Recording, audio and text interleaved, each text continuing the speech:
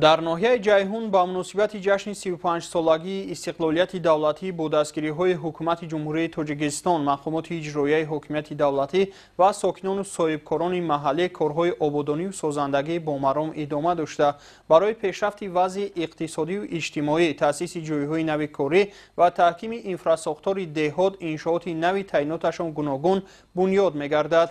حالا وابسته به روند کارهای سازندگی در این ناحیه و سهم صاحبکاران در وسعت تدبیرهای سازندگی، صحبت همکارمون مرحبا رمضانزاده با مسئولین ساحه. تشکر همکاران عزیز. پرزیدنت جمهوری تاجیکستان پیشوای ملت محترم امامعلی رحمان پیوسته تاکید می‌نمایند که یکی از دستاوردهای بزرگ دوران صاحب استقلالی این دولتسازی و کارهای آبادانی و سازندگی میباشد. امروز در تمام شهر و ناحیه‌های ولایت ختلان کارهای سازندگی و بنیادکاری ادامه دارد. ناحیه جیهون نیز امروز به یکی از ناحیه‌های زیبا و نظرربا تبدیل یافته است. بینندگان عزیز، حالا هم صحبت ما هستند معاون رئیس ناحیه جیهون صبرزاده نسیم.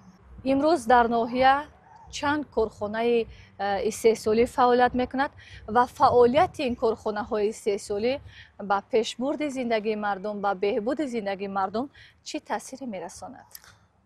واقعا در دوران صاحب استقلالی با تشبث و دستگیری های بیوست اساسگذار صلح و وحدت ملی، پیشوای معظم ملت پرزیدنت کشور محترم امامعلی رحمان و حکومت مملکت در سمت دستگیری صاحبکاری خردمیانه و بزرگ کارهای نظررس روی کار آمده است و در ناحیه جیهون عین حال 13 کارخانه صنعتی کار و فعالیت کرده شدند که در پیش از همه در مسئله با جای کار تامین نمودن شهروندان، یعنی که حصه گذار می باشند. البته این هم یکی از راه‌هایی هست که شهروندان می توانند در این کارخانه‌های صنعتی کار و فعالیت کنند و همزمان یکی از همون هدف اولی، یعنی که هدف استراتژی دولت، یعنی که صنعتی کنونی با صورت کشور هم در همین سمت یعنی که اجرا می‌کردند. امروز در ناحیه جیهون در ساحه معارف چند انشاءات ساخته مورد استفاده قرار داده شد و تا جشن 35 سالگی استقلالیت دولتی جمهوری تاجیکستان چند تا دیگر آن در عرصه انجامیابی قرار دارد.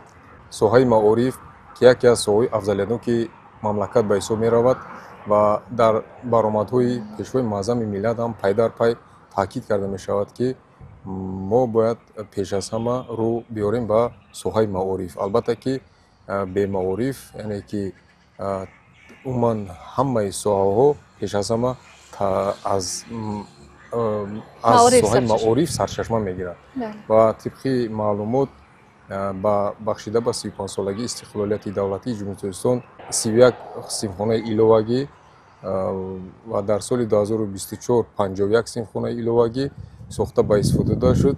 خب در سال 2025 باشد مؤسسه تحصیلات میانه می رقم 53 دارای 30 سیمخانه ایلوگی و همزمان 74 سیمخانه ایلوگی در نزد مؤسسات تعلیمی. تا جشن 35 سالگی چخیلی که در بالا قید کردم 74 سیمخانه ایلوگی و یک مؤسسه تحصیلات میانه می رقم 53 یعنی که ساخته به استفاده داده شد. باید قید نمایم که ناحیه جیهون یکی از ناحیه‌هایی است که در تامین امنیت عضوقواری هم در جمهوری هم در ولایت و هم در خارج کشور سهم نظررس دارد. میخواهم در این باره صحبت داشته باشم.